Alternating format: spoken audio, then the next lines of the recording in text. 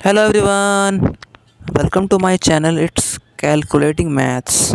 तो कैसे हो आप सभी लोग। आई होप आप सभी लोग अपनी स्टडी को कंसिस्टेंसी के साथ कर रहे होंगे और साथ ही साथ अपने आप को भी इम्प्रूव कर रहे होंगे।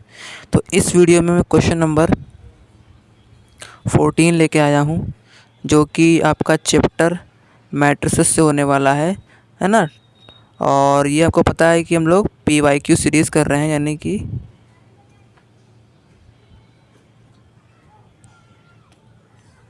PYQ series of 2024।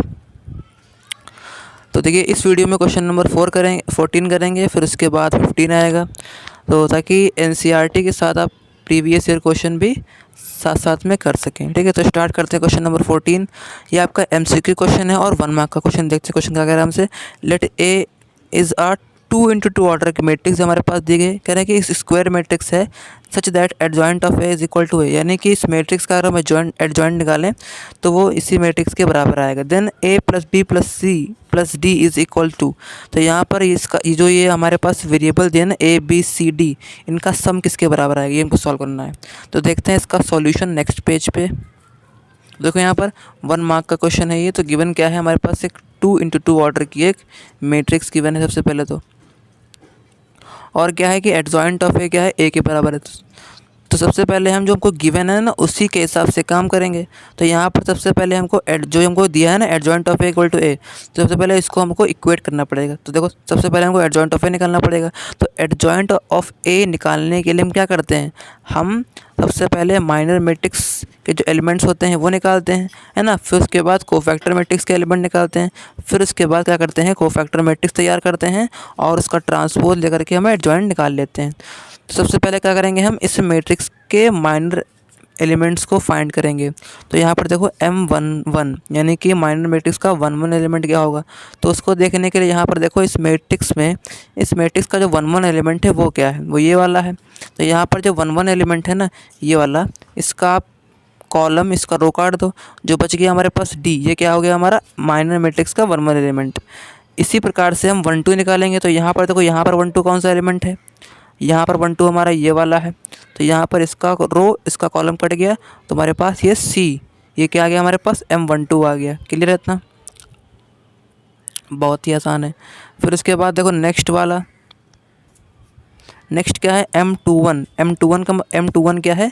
अब देखो यहाँ पर क्या 21 एलिमेंट है, यहाँ पर 21 जो है वो क्या है, C वाला है ना, ये C वाला। तो इसका आप कॉलम, इसका रो काट दो, तो हो गया हमारे पास ये B M21 एलिमेंट। नेक्स्ट अगला M22 एलिमेंट कौन सा होगा। तो यहाँ पर इस मैट्रिक्स में 22 एलिमेंट कौन सा है, ये वाला है। तो इसका आप कॉलम, इसकी रो काट दो, इसका हमने कॉलम, इसकी रो काट दिया, हमारे बचा A। ये क्या हो गया, M22 एलिमेंट हो गया माइनर मैट्रिक्स का। फिर उसके बाद अब इन्हीं एलिमेंट से हम कोफैक्टर मैट्रिक्स के एलिमेंट्स को बनाएंगे। तो देखो कैसे बनाते हैं, ये भी आप बता चुका हूँ मैं आपको। जैसे मान लो हमारे पास लिखा हुआ है, ये M11। तो यहाँ पर देखो M11 का मतलब क्या है कि यहाँ पर जो सफिक्स में लिखा हुआ है ना 1 1, इनको ऐड करके देखो, 1 + 1 कितना आएगा, 2 आएगा। 2 क्या है, इवन है। जब भी इवन आता है तो यहाँ पर क्या होता है कि जो 1 एलिमेंट जो होगा ना माइनर मैट्रिक्स का, वो कोफैक्टर मैट्रिक्स हो जाएगा, कोफैक्टर मैट्रिक्स का एलिमेंट हो जाएगा 1 1। तो यहाँ पर देखो D जो यहाँ पर है, तो यहाँ पर भी आपका D हो जाएगा, यानी कि A11 क्या हो जाएगा, D हो जाएगा। ठीक। फिर उसके बाद देखो यहाँ पर जो A है ना, ये हम डिनोट कर रहे हैं किसको, कोफैक्टर मैट्रिक्स के एलिमेंट्स को। ठीक है। फिर यहाँ पर देखो M12, अगर मैं इनको ऐड करूँ, 1 और 2 को ऐड करूँ, तो क्या आएगा, 1 + 2 इज इक्वल टू 3। 3 क्या है, ऑड है। ऑड में क्या होता है कि सिर्फ यहाँ पर एक माइनस साइन लग जाता है। तो यहाँ पर देखो M12 क्या है, C है। तो A12 क्या हो जाएगा, इसका अपोजिट -C। ठीक है, क्लियर है। फिर उसके बाद M21 भी क्या होगा, देखो 2 + 1 क्या आएगा, 3 आएगा। 3 क्या है, ऑड है। तो यहाँ पर देखो B इधर है, तो जाएगा माइनस का B। फिर M22 क्या है, M22 है हमारे पास A। यहाँ पर देखो 2 + 2 क्या है, 4 है। 4 का मतलब क्या हुआ, इवन। तो यहाँ पर अगर A है तो यहाँ पर भी A हो जाएगा। ठीक है। अब देखो इसकी कोफैक्टर मैट्रिक्स तैयार करते हैं। ठीक है, इसकी कोफैक्टर मैट्रिक्स तैयार करते हैं। तो यहाँ पर देखो जो एलिमेंट्स हैं ना यहाँ पर लगा दो। तो यहाँ पर देखो A11, A12, A21 और A22 आ गए।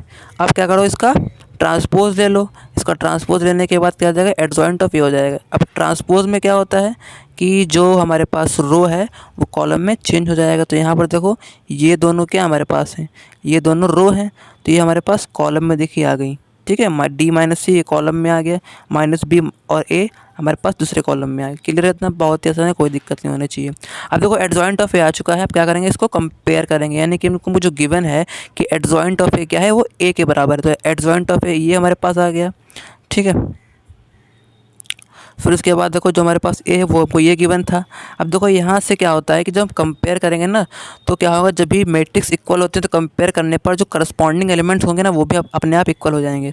यानी कि डी बराबर ए हो जाएगा, माइनस बी बराबर बी हो जाएगा, माइनस सी बराबर सी और ए बराबर डी। यानी कि यहाँ पर देखो D is equal to A हमारे पास पहला रिजल्ट निकला, फिर minus B is equal to B हमारे पास दूसरा रिजल्ट निकला, minus C is equal to C हमारे पास तीसरा रिजल्ट निकला, और ए बराबर डी तो हमारे पास पहले निकल चुका है, तो कोई ज़रूरत नहीं है, फिर भी मैं निकाल दे रहा हूँ। फिर देखो यहाँ पर माइनस बी इधर है, अगर मैं इसको उधर भेज दूँ हो जाएगा ये प्लस बी, यानी कि बी प्लस बी क्या हो जाएगा, 2b, है ना। और इधर क्या है, 0 हो गया ना, तो यहाँ पर देखो जो b की जो वैल्यू आएगी वो कितनी आएगी, 0 आ जाएगी, ठीक है। इसी तरह से हमारा जो c है वो भी निकलेगा। तो c कैसे निकलेगा, इधर लिखा हुआ माइनस सी, इधर आएगा तो हो जाएगा प्लस सी, यानी कि c प्लस सी बराबर 0, यानी कि 2c बराबर 0, यानी कि c बराबर 0, ठीक। तो यहाँ पर देखिए c बराबर 0 आ गया। अब क्या करेंगे, यहाँ पर जो हमको जो हमको पूछा है कि a plus B plus D, A plus B plus C plus D की ये क्या होगा, तो यहाँ पर देखो a plus B plus C plus D, जो a की जो वैल्यू है वो मैं a ही रखता हूँ, ठीक है। फिर जो b की जो वैल्यू है वो 0 रख दिया मैंने, c की जो वैल्यू है 0 रख दिया, और d की जगह पर रख सकता हूँ मैं क्या, a। तो यहाँ पर होगा a प्लस ए 2a। अब देखो ऑप्शन में कहीं 2a है, ऑप्शन में कहीं 2a है हमारे पास, चेक करते हैं। तो यहाँ पर देखो पहले ही ऑप्शन में हमारे पास क्या है, 2a हो गया, तो ये हमारा करेक्ट आंसर हो जाएगा। क्लियर, इतना आसान है, कोई भी क्वेश्चन नहीं आपका MCQ टाइप क्वेश्चन है, 1 मार्क का क्वेश्चन, इसलिए आसान था, ठीक है। तो नेक्स्ट वीडियो में हम लोग क्वेश्चन नंबर 15 करेंगे, तब तक के लिए जय हिंद।